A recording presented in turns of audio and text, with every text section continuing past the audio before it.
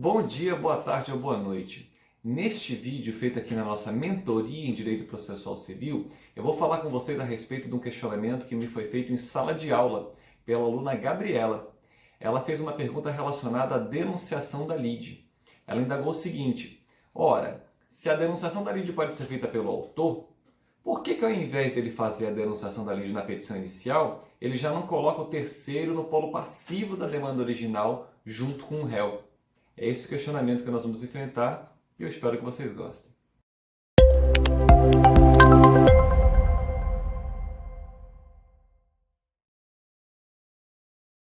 Muito que bem, meus diletos.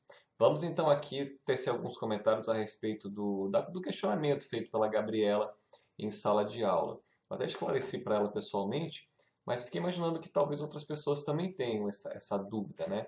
Então, muito pertinente a colocação dela, o questionamento dela, e por isso eu estou fazendo esse vídeo aqui na nossa mentoria em processo civil. Eu tomei a liberdade de fazer uns rabiscos aqui, para ver se assim eu consigo ser mais claro nas minhas colocações. Então vejam, retomando lá o questionamento da Gabriela, né? Ora, se o autor pode fazer a denunciação da lide, por que ele já não coloca o terceiro também como réu? Por que já não se instaura direto um litisconsórcio passivo? Aí é que tá. Vejam, o que permite a denunciação da lide?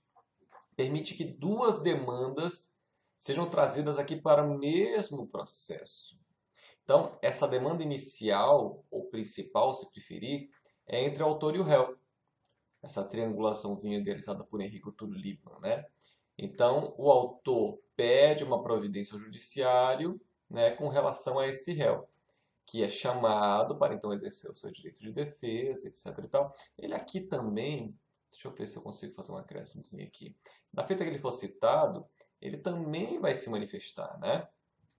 Ele vai deduzir as matérias de defesa perante o judiciário. E o judiciário também muitas vezes dá a oportunidade para que o autor se manifeste a respeito dessas alegações, a chamada réplica, né? E o que se pretende aqui é a instauração de um diálogo judicial, né? E isso o processo entre o autor e o réu. Só que muitas vezes, aliás, eu vou já mostrar para vocês a relação do 125 para nós exemplificarmos, mas é possível que o autor faça a denunciação da lide, e aí ele chama o denunciado, que é um terceiro, estranho à lide inicial.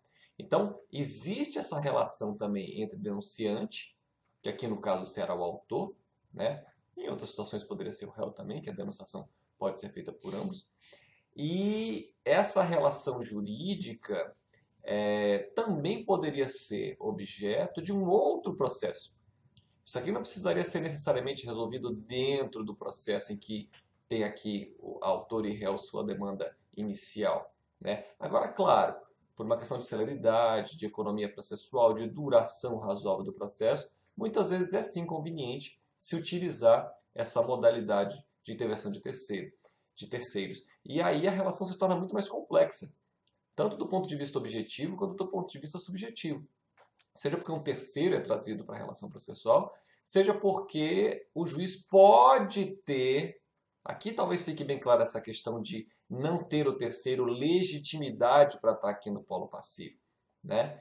Porque o juiz não vai necessariamente se pronunciar a respeito da relação entre denunciante e denunciado. Isso só vai acontecer se o denunciante for vencido. Então, quer ver? Isso vai ficar mais evidente aqui na redação do Código de Processo Civil. Lembrando que eu tenho um vídeo postado já sobre denunciação da lide, né? Mas as hipóteses estão aqui no artigo 125, que no final das contas diz respeito ao direito de regresso, né? Então, ao alienante imediato, no processo relativo à coisa cujo domínio foi transferido ao denunciante, a fim de que possa exercer os direitos que da evicção lhe resultam. Então, pode ser que esse autor aqui esteja propondo uma demanda relativa a um imóvel que ele comprou, não era para ter isso aqui, que ele comprou desse terceiro, né? De repente, pronto, ele aqui está discutindo com o réu alguma questão relacionada a um imóvel que ele comprou do terceiro. Então, ele vislumbrando a possibilidade de ser vencido, o que ele faz? Ele vai fazer a denunciação da lide para chamar a pessoa de quem ele comprou o imóvel para vir aqui participar também do processo. Tá?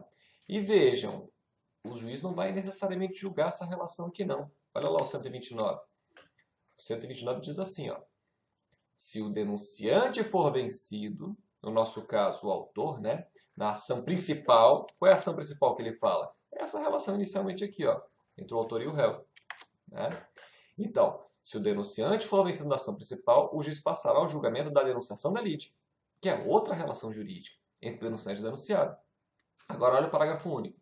Se o denunciante for vencedor, a ação, olha só, a ação de denunciação, porque é outra relação. Uma relação entre autor e réu e outra relação entre denunciante e denunciado. Né? Não terá seu pedido examinado, sem prejuízo da condenação do denunciante ao pagamento das verbas sucumbência em favor do denunciado.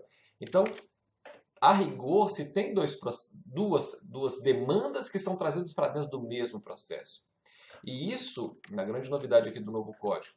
O Código Revogado falava da obrigatoriedade da denunciação da lide, né? Só que o novo Código deixa bem claro o seguinte, ó, aqui no parágrafo 1º do artigo 125, ó, vejamos o que ele diz. Ele diz o seguinte, ó, o direito regressivo, que no final das contas é sempre isso que trata a denunciação da lide, será exercido por ação autônoma, quando a denunciação da lide for indeferida, deixar de ser promovida ou não for permitida. Então, veja, nada impede que isso aqui seja objeto de uma outra ação, de uma outra demanda, de um outro processo. Aqui, a rigor, que se tem uma acumulação de ações que vai ocorrer através da denunciação da lide. Então, uma questão relativa entre autor e réu e outra questão entre denunciante e denunciado. Então, por tudo isso é que o autor não poderia simplesmente colocar o terceiro aqui como litisconsorte passivo, porque, na verdade, ele não tem legitimidade para ser réu nessa relação jurídica. Tá? Agora, para resguardar esse direito regressivo, o autor, no nosso exemplo, né, em algumas situações poderia ser o réu também, ele faz a denunciação da lide para já trazer para o judiciário a possibilidade de julgar essa relação entre denunciante e denunciado. Agora, essa relação só vai ser julgada se o denunciante for vencido, como nós vimos na redação do 129. Tá? Lembro ainda que eu tenho um vídeo postado já sobre denunciação da lide, já faz um tempo, estou até com vontade de refazer, revisar e atualizar. Aliás, pretendo fazer isso com outros vídeos aí relacionados à intervenção de terceiros também, como de chamamento ao processo. Mas esse questionamento da Gabriela foi muito pertinente, foi muito relevante e espero que vocês tenham compreendido bem por que quando o autor faz a denunciação da lide, ele não pode simplesmente colocar o terceiro no polo passivo, colocá-lo como réu, né? Porque as relações são diferentes. Aqui, sobretudo, uma questão de legitimidade. É breve o vídeo hoje. De qualquer modo, eu espero que vocês tenham gostado. Por hoje é só e até a próxima.